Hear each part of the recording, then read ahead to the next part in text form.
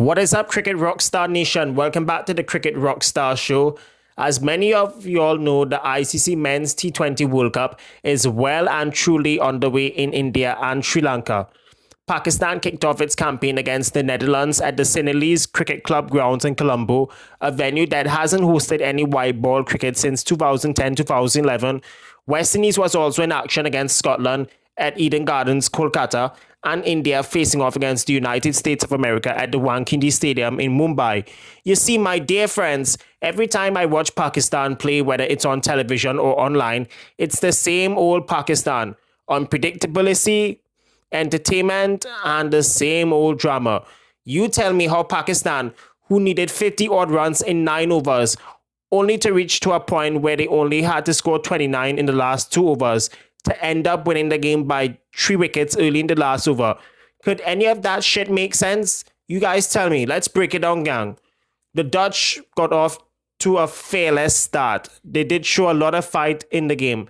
The Netherlands did post 147 from its allotted 20 overs, and they were very fearless early on in the power play as Michael Leavitt and Scott Edwards played with no respect to the Pakistani bowlers.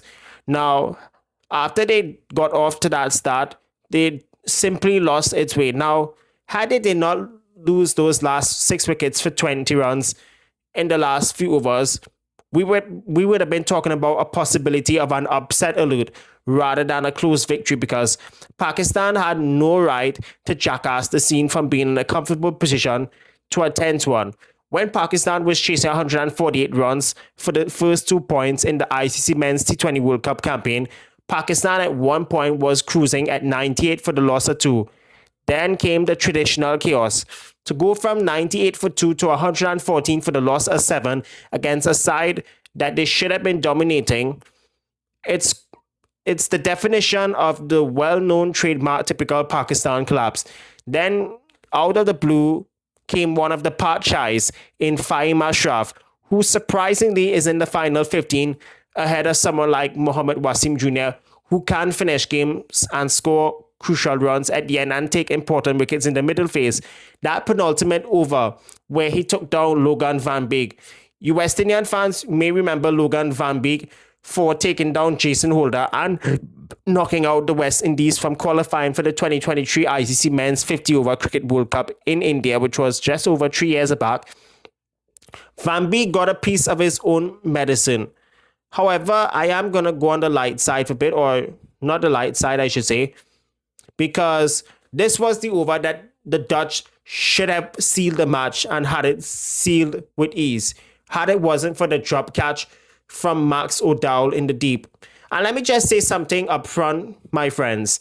I am extremely disappointed and disgusted with all you cricket fans, especially in India and Pakistan, for abusing Max O'Dowell on social media, especially on Instagram.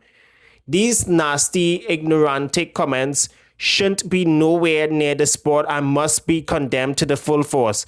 Following that drop catch, Fahim went 6, 4 and 6 to win the match for Pakistan single-handedly.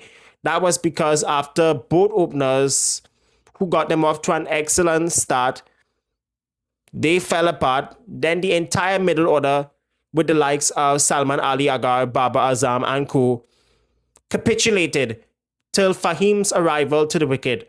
Now, Pakistan may have gotten the 2 available points.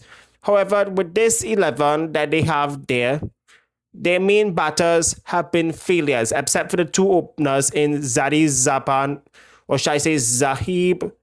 How should I say this guy's full name? I know it's Fahan and Sai Mayum that's opening, but it's difficult to pronounce Fahan's full name, so that's why I'm calling him by his last name.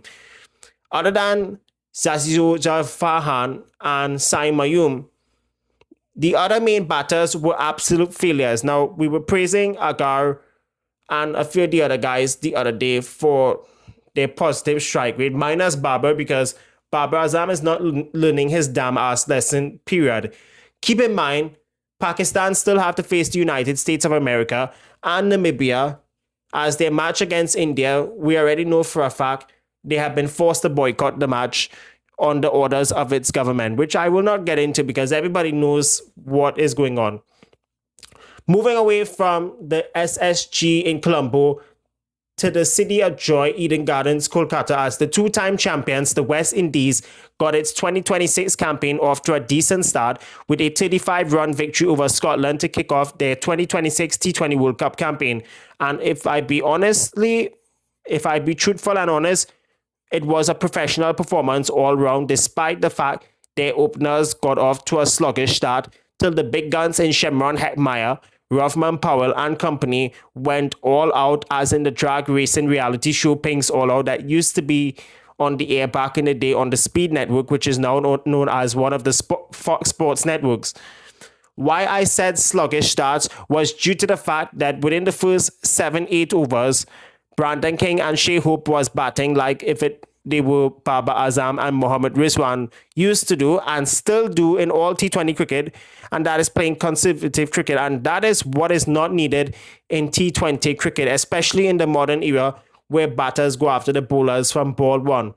Now, when Shimron Hetmeyer came to the crease, he reminded the world that he is one of the most dangerous left-handed batters in T20 cricket.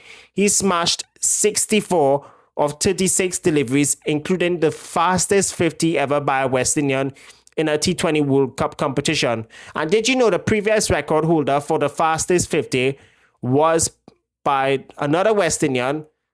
We all know for a fact who it was, the universe boss in Chris Gayle. He originally had the record for the fastest 50 in a T20 World Cup game, and I think it was against Australia in 2009 at the Oval. I could be wrong. I might have to check my stats once more.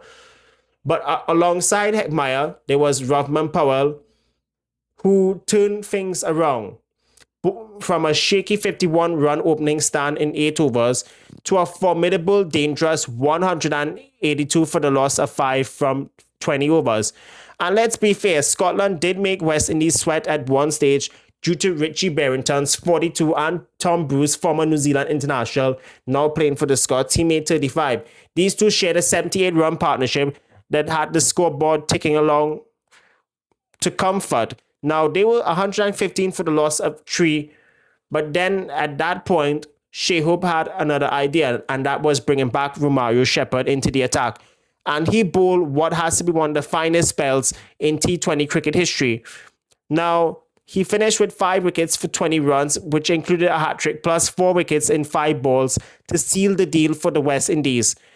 One thing I have my concerns with West Indies side is I still have my concerns with who should open the batting so as its bowling combination, because if I be honest with you, I don't think Captain Shea Hope has the right combinations on his mind yet regarding the bowling attack. So as the head coach Darren Sammy and the management minus the bowling coach Ravi Rampal, they still do not have a clue. Now, I given Scotland a bye. You know why? They came in as a last-minute replacement for Bangladesh, who walked out of the competition just weeks prior to the start of the World Cup. And the Scots, let me tell you something, they showed that they do also belong on the world stage. But the men in maroon did show that they still do have the firepower to win games. But as I mentioned before, they have some weaknesses that needs tweaking very quickly because these matches do come thick and fast. So moving away from Eden Gardens, Kolkata, from the City of Joy to the city of Bollywood Carnage, and I'm talking about the Wankhede Stadium in Mumbai, as the defending champions India had somewhat of a tough beginning to its campaign, and even though they did defeat the United States of America by 29 runs, it was a match of 2 halves. Now, India at one stage were in absolute shambles earlier on, as USA Shadley Van Schukvalkwicks did cause a lot of havoc. He finished with figures of 4 wickets for 25, and they left India reeling at one stage at 77 for the loss of 6 after 13 overs. Now, had it wasn't for the captain Surya Kumar Yadav, India might have been in all sorts of trouble still at the halfway stage. Sky played a masterclass on what was a very tricky wicket, finishing on 84 of 49 deliveries as he single-handedly dragged India from a dangerous position to a dominating total of 161 for the loss of 8. Now, in modern T20, you would say that score would not be enough. However, credit must be given to the United States of America bowlers because they had a plan B, something that the Indian batters did not know of. You want to know why? Because there was something in the pitch that suited the fast bowlers alike, not just on the US side, but also on the Indian team, which we will get to in a second. And it was very unusual for a T20 game, especially at the Wankini, which has normally been known for being a batting run fest, flat wicket, but there wasn't any flat pitch for this game. Other than Shihal Wicks, Harmeet Singh, former Indian on the 19 spinner, now plays for the US along with Ali Khan. They kept the pressure very high, providing that the 2024 run in their first ever World Cup a couple of years back wasn't a fluke. But they also had a few blunders along the way. Now, had it wasn't for Sohab Nelchavalka, who went for 65 from 4 overs, and what also cost the US also was the amount of drop catches, which led to the Indians getting an extra 20-30 runs on the board. In pursuit of the 162 to win the match, Mohammad Siraj looked like he never left. He was playing his first T20 international in almost 2 years, and keep in mind, he wasn't initially a part of the original team that came. How should I say it? He wasn't a part of the original team only to come in at the last minute at the expense of Harshad Rana, who was ruled out of the competition after injuring his groin in one of the warm-up matches. Suraj spearheaded the attack in the absence of an unwell Jasprit Bumrah with figures of 3 for 29, and Suraj also had support from Arshdeep Singh, who ended up with figures of 2 wickets for 18 as they broke the back of the USA chase early on, reducing the red, white and blue stripes to 13 for the loss of 3 wickets. Now, while Shubman Ramjani and Mildred Kumar showed late resistance, the target was just out of reach. While India may have gotten the 2 points, the United States of America deserves credit for giving India a hard time, especially in the first half of the game. For a team that is missing an unwell Jasprit Bumrah and still unfit Washington Sundar, their bowling depth literally saved them. But the top order collapse in this game is indeed a flashing red light, which needs to be addressed very quickly, despite the fact they have a very easy group. Now, they have 2 more matches to play at the moment.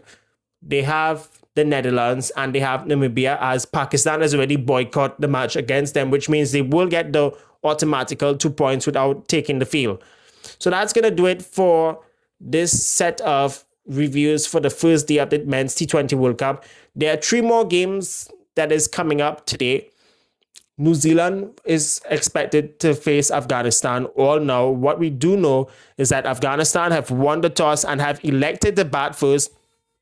Then later on in the day, later on Sunday, Sri Lanka is facing Ireland, and England will be in action right after this game, facing Nepal at the Wankini Stadium. So till then, guys, be good, be cool, stay frosty, and we shall continue. Bye for now.